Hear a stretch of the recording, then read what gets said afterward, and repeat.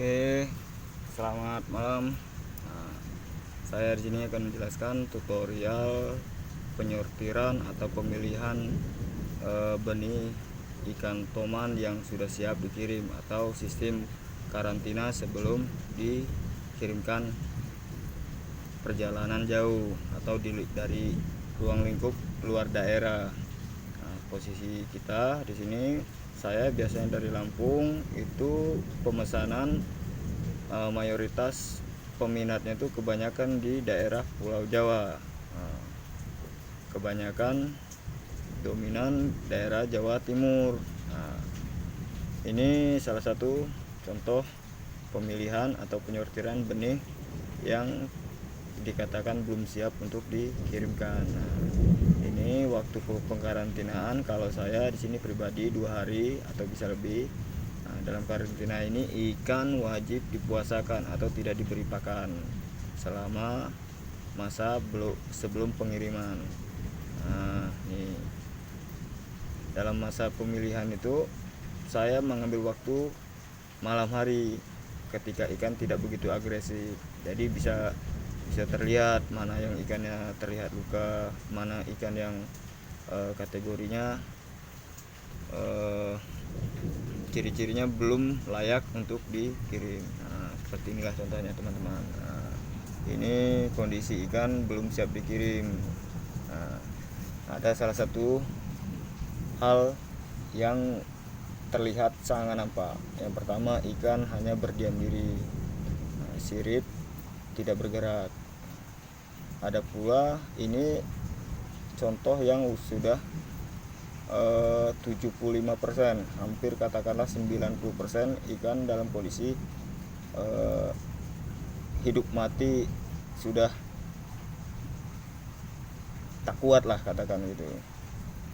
Nah, ini pertama yang paling menonjol adalah ikan mengapung di atas, sirip tidak bergerak. Nah, ini ciri-ciri yang sehat tuh, agresif, pergerakan agresif. Yang kedua, ketika hari kedua ikan sudah mulai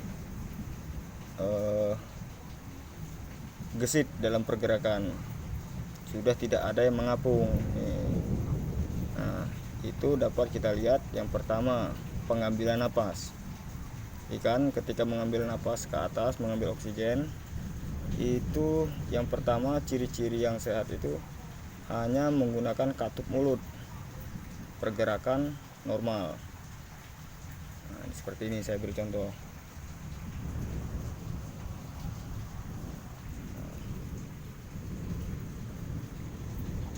Mana ya?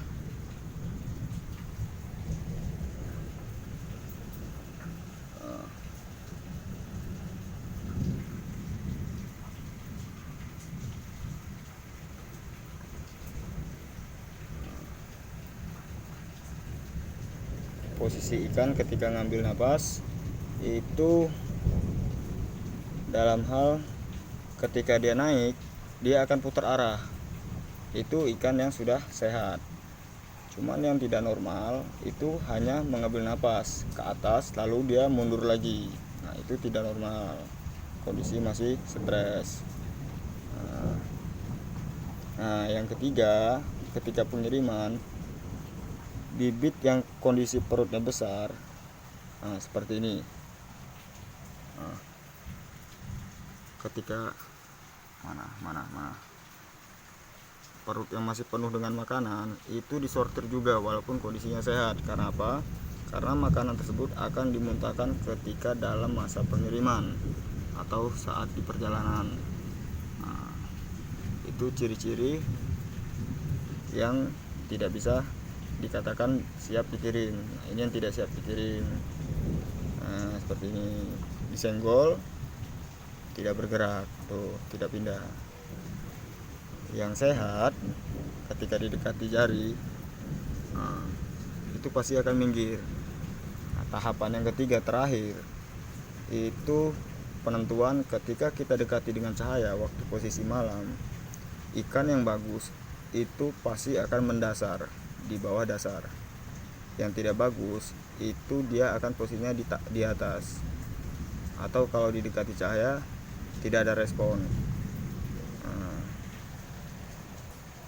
Itulah salah satu pengalaman saya. Di sini saya memainkan toman, memijah dalam kategori masih belajar sesama, masih mendalami untuk bidang ikan toman, cana mikropeltes dari Lampung Tengah. Ini adalah benih-benih produksi saya sendiri. Adapun beberapa benih-benih yang saya dapatkan dari alam, nah itu hanya saya ambil, kita tangkap separuh atau setengahnya kita biarkan, hidupnya pun kita biarkan. Itu ikan yang hasil dari tangkapan itu tidak bisa langsung dijual belikan. Karena apa? Karena perlu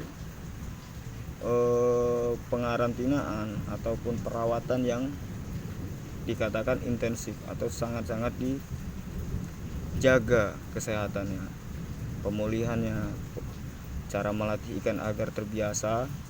Nah, kalau untuk hal itu, cara mengkarantina ikan dari tangkapan alam ataupun kita membeli bibitan dari petani, itu ada di deskripsi video yang akan saya buat tanggal 4 Januari. Nah, untuk hari ini saya buatkan video cara pemilihan benih yang sudah siap untuk dikirimkan agar pengiriman sampai dengan tujuan kondisi prima atau tidak adanya kematian. Insya Allah kalau kita berusaha ataupun teliti segala urusan, segala upaya, itu pasti akan dikehendaki Yang Maha Kuasa. Kadang kita ini menyepelekan pengiriman karena kita memikirkan keuntungan yang pertama.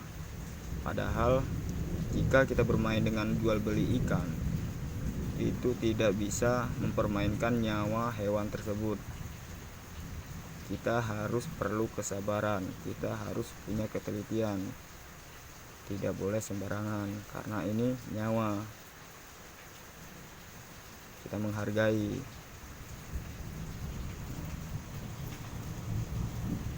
Sistem pengiriman saya di sini biasanya skala partai itu untuk benih-benih seperti ini dalam kotak styrofoam ukuran 7 dan 5 cm, 75 cm, panjang 75 cm, lebarnya 35 cm, ketinggian kotak tersebut 32 cm. Nah, kedalaman air jika saya isi air itu hanya 1 jengkal ataupun 1 jengkal orang dewasa, 30 cm kurang lebih, 25 cm, lebih tepatnya 25 cm ketinggian air.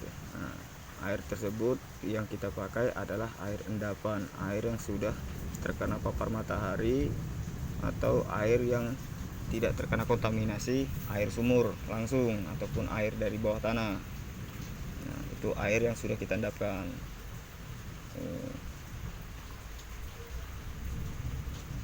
Ada hal beberapa benih-benih yang dikatakan tingkat stresnya atau tingkat kematiannya 90% itu bisa kita tangani. Insya Allah keberhasilan tingkat pemulihan itu bisa mencapai 50% ataupun bisa pun 100%.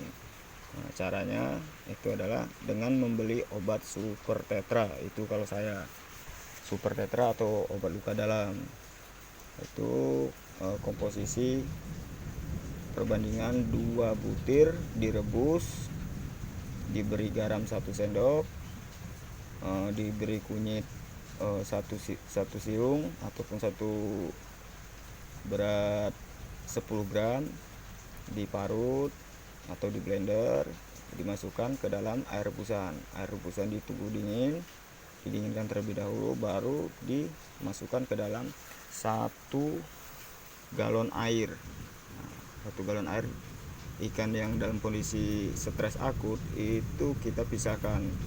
lalu kita masukkan ke dalam bak hitam. Nah, seperti ini. Air kita pakai air galon mineral karena itu bagus airnya menurut saya.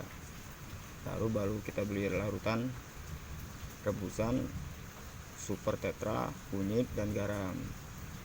Komposisi ingat 2 butir itu untuk 1 liter rebusan air. 1 liter rebusan air super tetra 2, kunyitnya 10 gram, garamnya 1 sendok, garam ikan bukan garam dapur. Lalu kita sadurkan ke dalam air.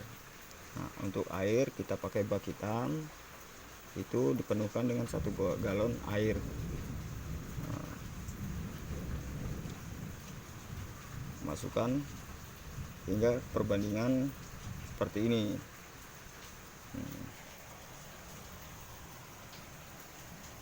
Nah, lalu kita beri penutup agar ikan tidak merasa terintimidasi ketika ada kucing atau pergerakan serangga-serangga dari atas, ya sudah siap. Nah, seperti ini. Terima kasih teman-teman. Sekian, terima kasih.